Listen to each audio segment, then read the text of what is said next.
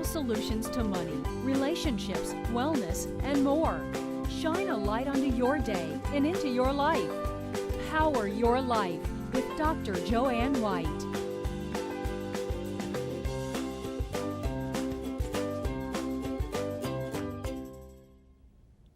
Welcome to Power Your Life. I'm Joanne White, your host.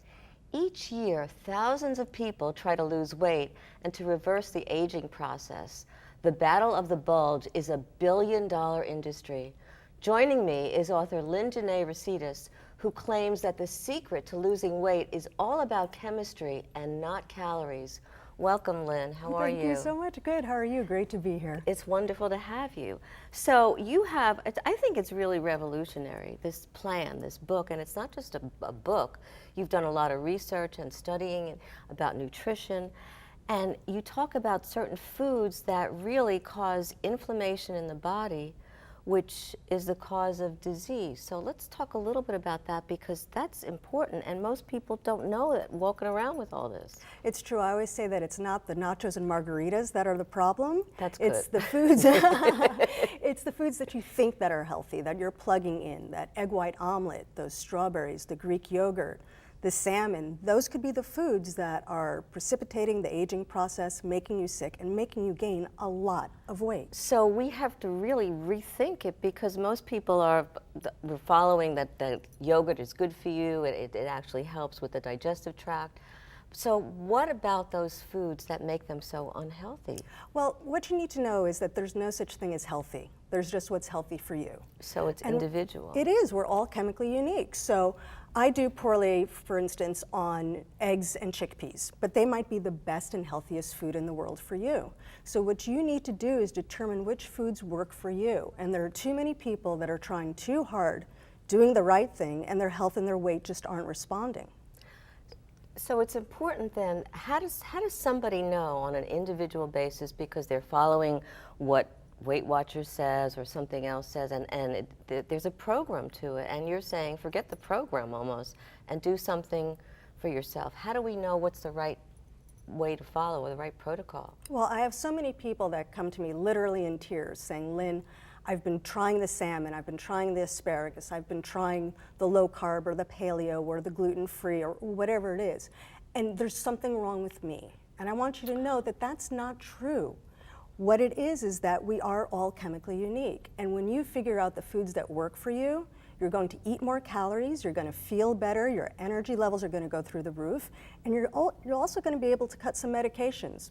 We find that as soon as 3 days, people's thyroid meds can be cut, their blood pressure meds. We see cholesterol drops of 60 to 100 points in a month. I mean, it's amazing. That is amazing. That the body always wants to heal. But the body's always going to divert energy from healing to digestion. And if you haven't figured out the foods that work for you, you're going to be sick. So people read the plan, or they come to, but again, reading it is very different than actually following it and knowing what to do. How do they know what to do?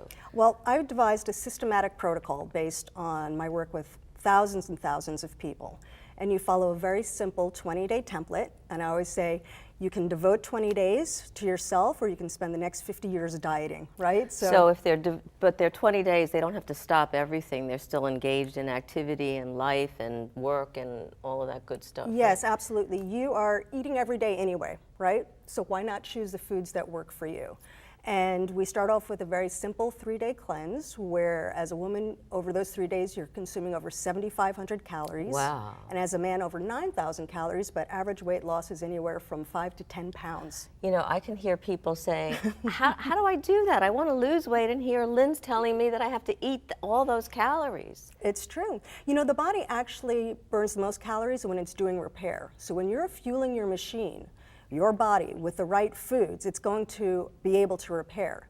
And those foods in the first 3 days that we're putting in are the least inflammatory foods. So what are some of those least? Great question. Some of the foods would be apples and pears and chicken and rice and kale and broccoli and almonds. Although for some people, again, like broccoli can cause some digestive problems, I know, for some people like myself, right? And I love it. Right. And so what you need to do is you need to make sure that the foods are exactly in the balance that we say that they are, because a lot of it is just the chemical combinations of foods.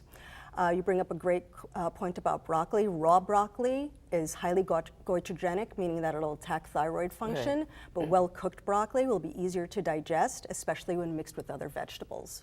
And then after that, after the first 3 days, we start to have a little fun. On day 4, we introduce cheese and chocolate and wine. That's how we figure you stay on the plan.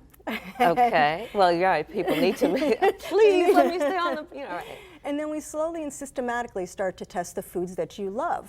So if you love steak, you'll test that on day 6. If you love bread, you'll test that on day 8. So you're testing each food kind of individually. You're not testing 3 different foods in one day, because then you won't be able to differentiate. Exactly. Right? So you want to be very systematic in the protocol.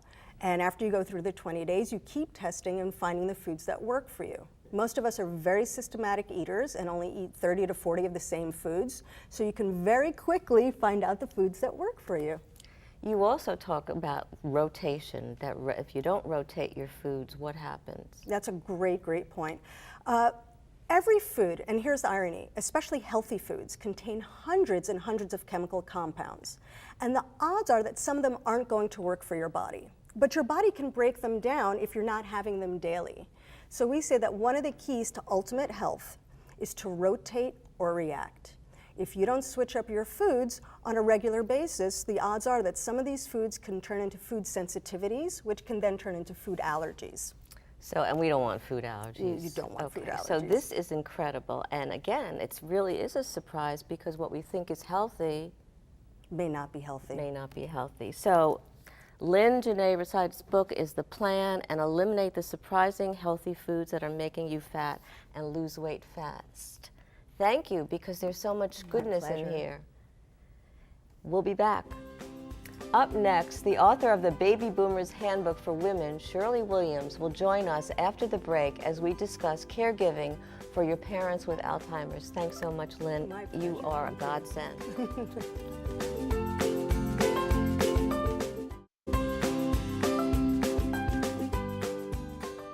Welcome back. My next guest is the CEO and president at Leadership in Action. She's a certified professional coach and the author of numerous books. Shirley Williams joins us now via Skype. Hi, Shirley. How are you? Good morning. How are you? I'm doing wonderfully. I'm well. Good. Now, you have taken on a tremendous challenge and a wonderful opportunity, hopefully. So you actually are a caregiver for your mother who has Alzheimer's. Tell us a little bit about the journey and what's happening with that. Well, how did it start? First of all, let me just say that I don't know if I am a hero for doing it. I will just simply say that I felt I had no choice. She is my mom, and that spiritual sense in me said, you know, honor thy mother and thy father. So my motive is so that my life shall be long, as the scripture says. You've done that, and did you know what you were getting into when you took on this responsibility and this, I'll say, gift, this burden, this gift?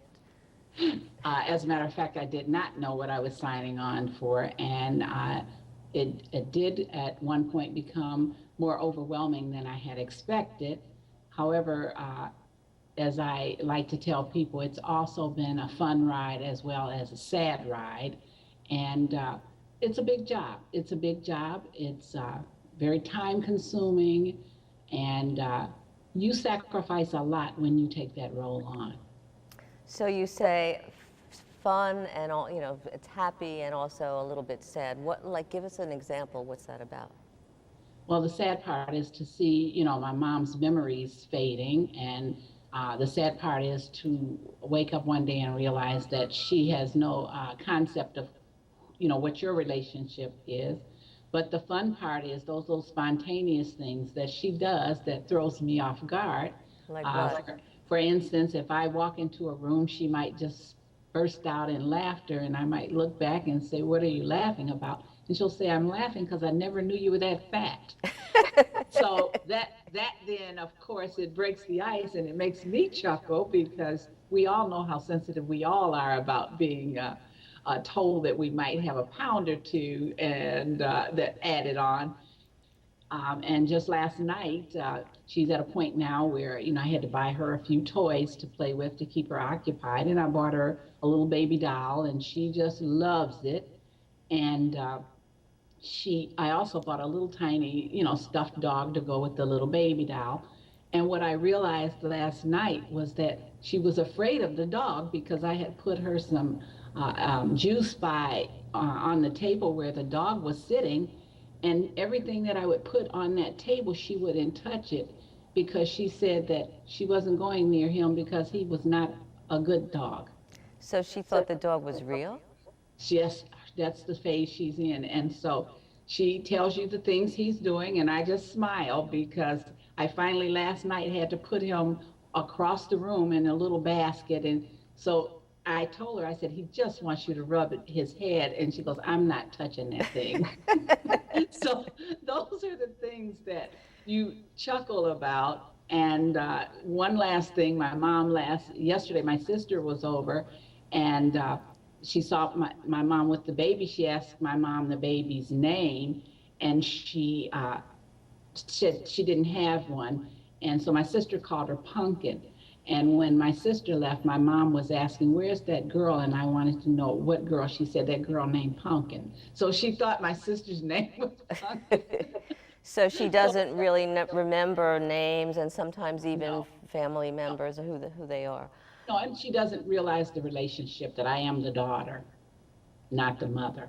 And you have to have a sense of humor because it could break your heart too. It right? absolutely Right. could. It absolutely could.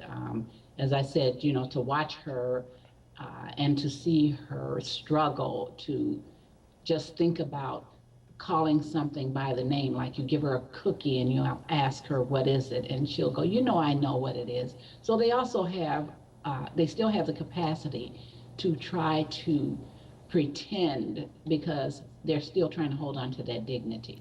I remember my mother, when I'd say, what'd you do today? And she had dementia, she'd say, oh, this and that, which was a Exactly. way of not really responding to they're the question, but she didn't really know what she was doing that day.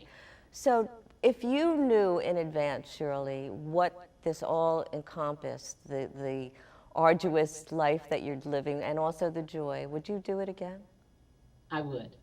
Tell us why. Because what I realize is that I am giving her the gift of helping her hold on to the very last memory.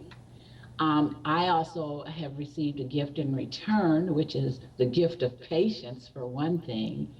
And there is an incredible love that comes on this journey that you don't realize because you become very protective. And you are almost in that mother role again. And just knowing that this is the last act of love that you can give back to your mom, that's why I do it again.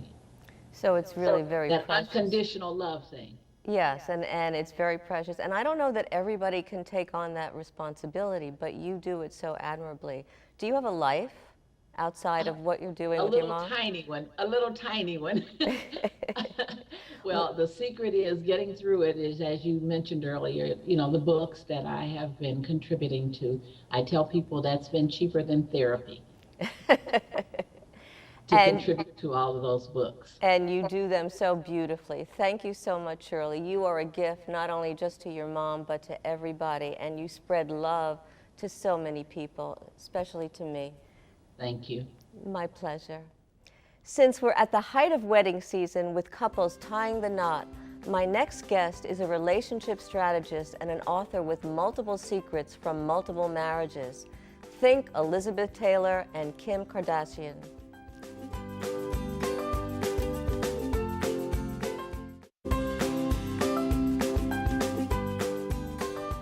A former Fortune 500 CEO turned relationship strategist and the author of Ring Exchange, Adventures of a Multiple Marrier, Pam Evans, just took the fifth, husband that is.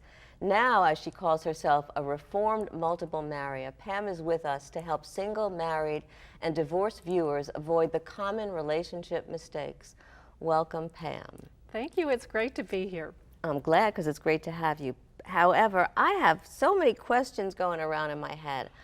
5 marriages. At the third, or maybe even the second, or maybe even the fourth, weren't you concerned about entering into matrimony yet again? No, actually, I didn't get concerned until I got into a relationship with a wonderful man, and I couldn't tell him that I had had 4 marriages and 4 divorces before my 50th birthday. And that's this relationship that you're currently in. So how did he find out, Pam? Well, right off the bat, I told him about the first 2 marriages. That was safe. That was safe. And then, you know, I thought men don't have the memory of an elephant. He won't put 2 and 2 together. But ultimately, the third one leaked out as we were getting more serious in the relationship.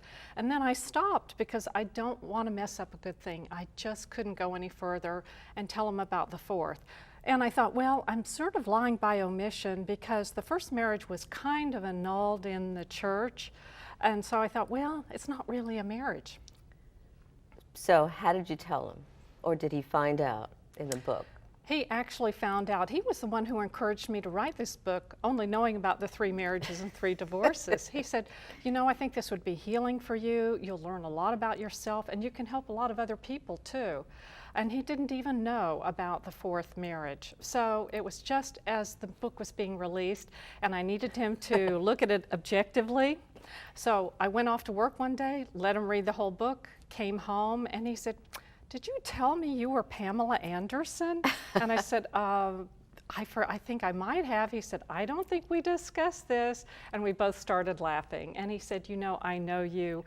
We've been together many years, and I understand why you hid this. You were afraid I was going to bolt from the relationship. And I said, well, would you have done that? And he said, well, no, but I would have been very, very cautious because 4 sounds like way too many marriages to me. And I said, well, it did to me too, and that's why I didn't tell you. So what makes this marriage different? Because you've been through so many marriages, right? And we'll talk a little bit about what you've learned from each of them, but why is this one going to work in your mind? This one's going to work because I've taken 8.5, almost 9 years to practice some lessons learned from the first 4 marriages. So you didn't just jump into them? No, I didn't. And our relationship was built on a friendship first. Rather than all of the physical attributes, we developed a friendship first, and we worked together on our relationship. And it was when I realized I wanted to change. I knew that I was the one bringing myself into each of these marriages, and I didn't have much self-awareness. I didn't have much knowledge about relationships, and I just kept doing the same old thing over and over. So often when people go into multiple marriages or relationships, it sounds like they're picking the same partners and making the same mistakes, right? But you learned to kind of look inward, be a little bit self-reflective, which I think is important in every relationship. And you also said something that I think is really very essential, and that is oftentimes the physicality, the sexual attraction, the hormones that get in the way of really developing a friendship. What did you have in the other 4? Well, in the other relationships, I actually picked different partners. They looked different, they came from different cultural backgrounds, they even had different levels of educations and professions.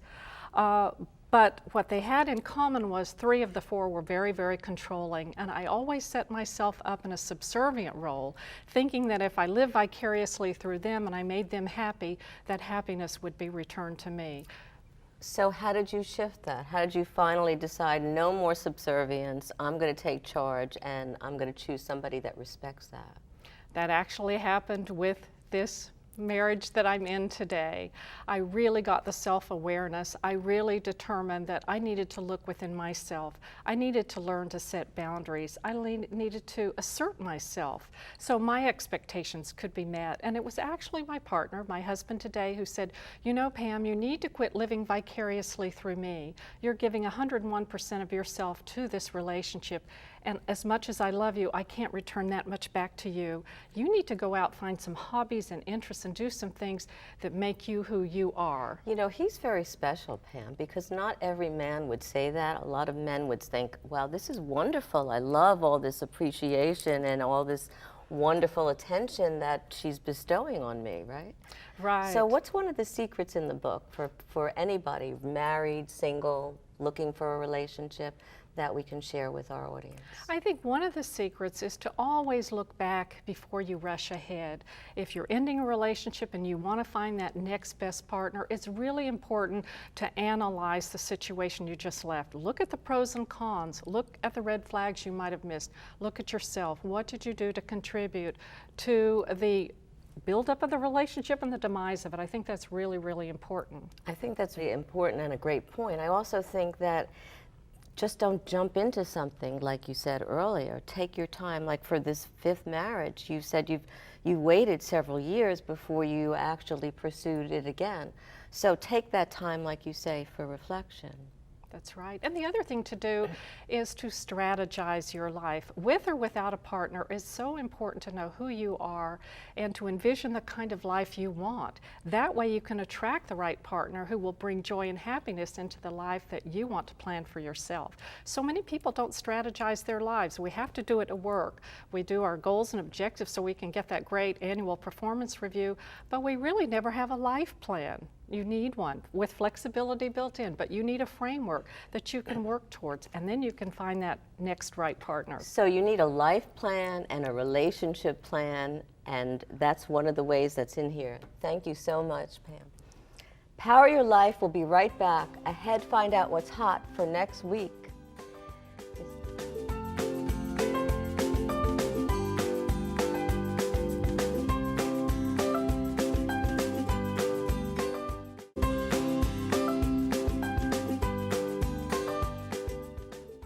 Healthy living includes emotional wellness, or what I like to call emotional wealth. Emotional wealth is all about being in charge of your thoughts, your feelings, how we act, and often, unfortunately, how we react.